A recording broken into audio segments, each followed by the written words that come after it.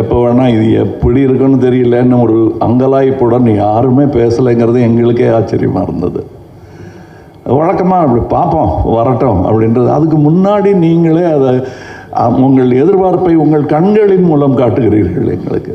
எனக்கு இது என்னுடைய யூனிட்டை பார்க்கும்போது முகதாட்சியம் கருதி நல்லா இல்லைங்கிறத நல்லா இல்லைன்னு சொல்ல மாட்டாங்க, நல்லா இருக்குங்கிறத ஒரு தியேட்டர் ரசிகர் மாதிரி கை தட்டி விசில் இல்லாமல் அடிக்க முடியும்.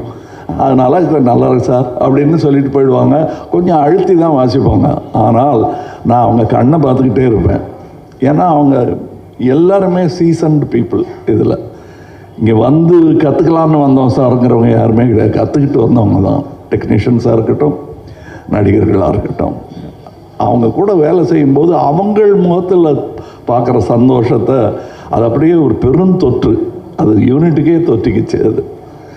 அதை உங்களுக்கும் வழங்க வேண்டும் என்பது தான் எங்கள் ஆசை.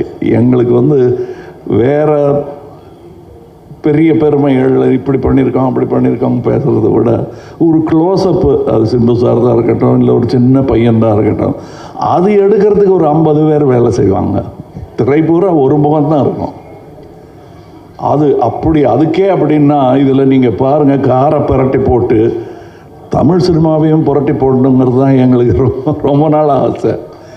அதை செய்ய முயற்சி பண்ணிக்கிட்டே இருக்கோம். எல்லா நேரமும் தூக்க முடியாது, யாராவது உதவிக்கு வேணும்.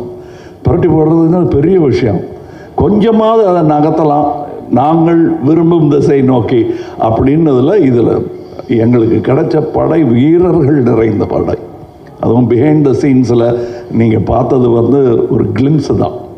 ட்ரெயினில் வேகமாக போகும்போது சீனரி தெரிகிற மாதிரி உங்களுக்கு தெரியும். நாங்கள் கிட்ட ஜங்ஷனில் நின்று எல்லாரையும் வண்டியில் ஏற்றிக்கிட்டு வந்தவங்க எத்தனை பேர் உழைத்திருக்கிறார்கள். இன்டர்நேஷ்னல் தரத்தில் இருக்கும் எங்கள் டெக்னீஷியன்ஸ்.